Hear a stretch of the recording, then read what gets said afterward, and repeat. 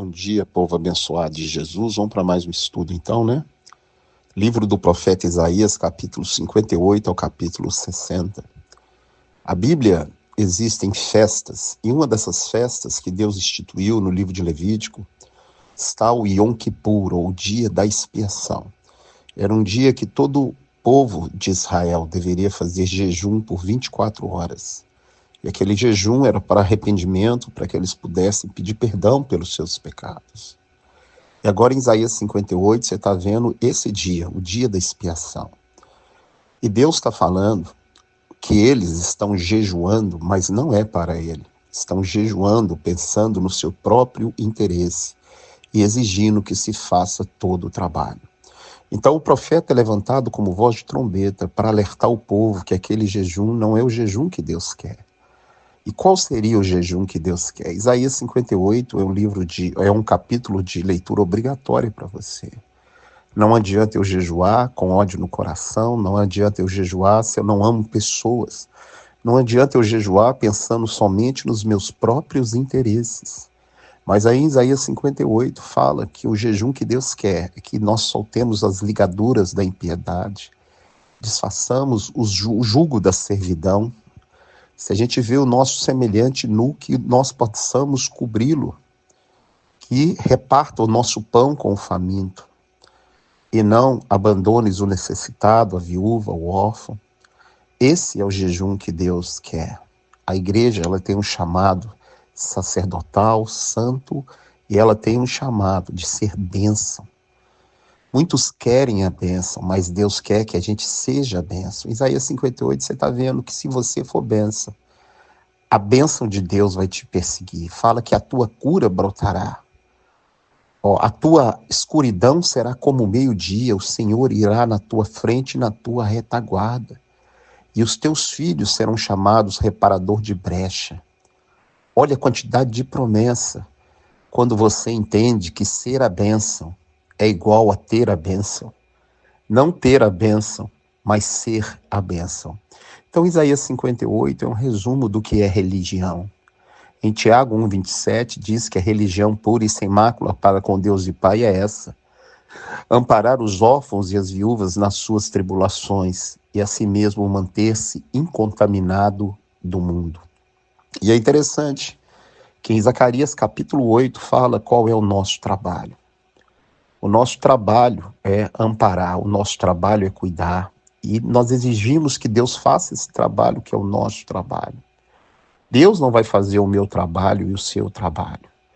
Interessante que em Apocalipse 22:12 fala que Jesus falando: eis que venho sem demora, e comigo está o galardão que darei a cada um segundo as suas obras. Em Mateus capítulo 5, verso 16, diz o seguinte: assim brilhe a vossa luz diante dos homens, para que vejam as suas boas obras e glorifiquem a vosso Pai que está no céu. Então aprenda o jejum de Isaías 58, pratique ele, e você será bem-sucedido. Interessante também o livro de Jó, leia Jó 42, que Deus mudou a sorte de Jó quando ele orava pelos seus amigos, entre aspas, pessoas que acusaram ele. Jó, leproso, coçando com um caco de telha, quando ele orou por aqueles homens. Em vez de Deus mudar a sorte daqueles homens, mudou a sorte de Jó e deu a ele o dobro de tudo que ele tinha.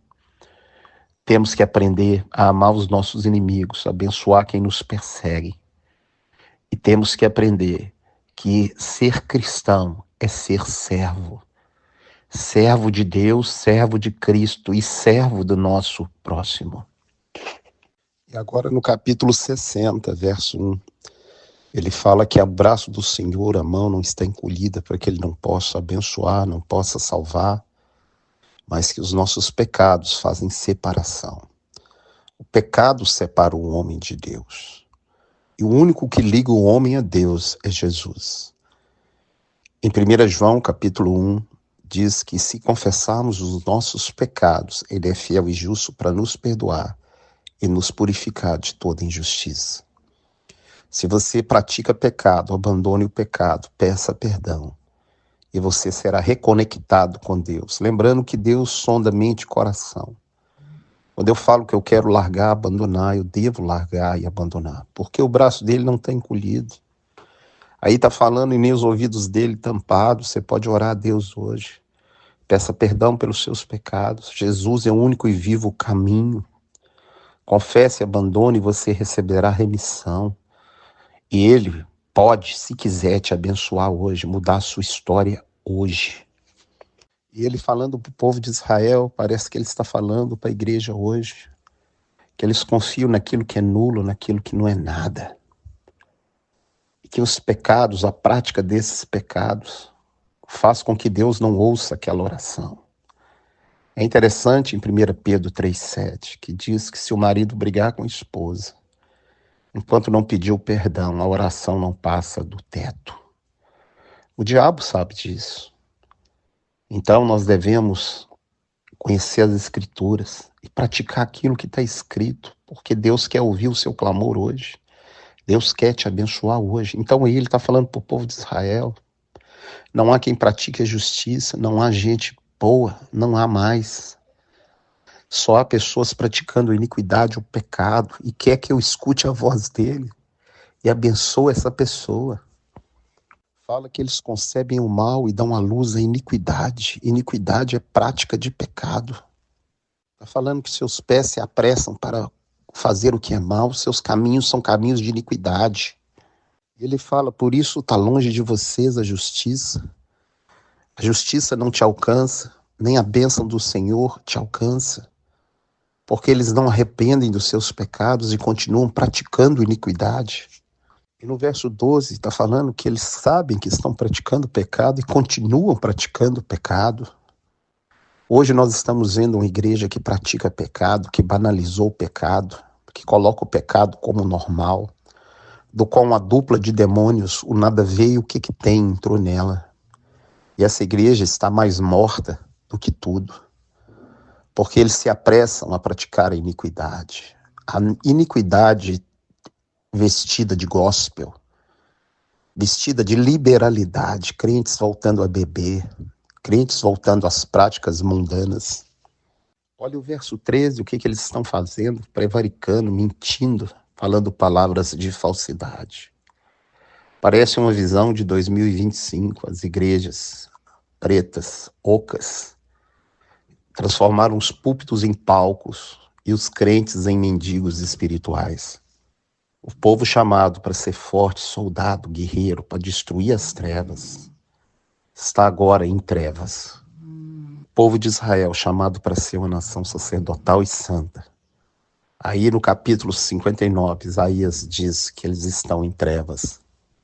No verso 15 diz que a verdade sumiu e quem pratica a verdade é tratado como presa. Hoje quem obedece a palavra é tratado como presa. Parece que é um ET diante de uma igreja praticante de pecado, diante de um mundo que jaz no maligno. Nós hoje temos que ser luz na igreja, que era para ser a luz no mundo, que era para refletir a imagem de Cristo. Israel tem o mesmo chamado, era para refletir a glória de Deus manifestando, mas eles foram para o mundo, fundiram com o mundo, fizeram um sincretismo entre o santo e o profano. E perderam a luz, perderam a dignidade e foram entregues na mão dos inimigos. No verso 16 diz que o Senhor viu isso e admirou de não haver nenhum intercessor, pelo que o braço dele vai trazer a salvação, Jesus. A apostasia na igreja, leia 2 Tessalonicenses 2:3, vai trazer o anticristo. O apagar, e o anticristo vai trazer o Messias. Então nós estamos vivendo tempos difíceis, tempos dos últimos dias, tempos que a volta de Jesus está bem próxima. E no verso 17 fala sobre a armadura de Deus. Olha que interessante. Pôs o capacete da justiça.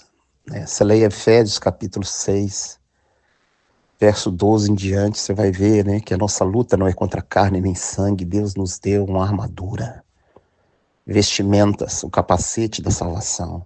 Está falando aí a profecia que o Messias viria, que Deus ia prover a salvação, porque deles mesmos eles não tinham condição nenhuma e nós também De nós mesmos não temos condição nenhuma. E no verso 20 e 21 fala que o Senhor voltará a Sião e vai trazer salvação àquele povo.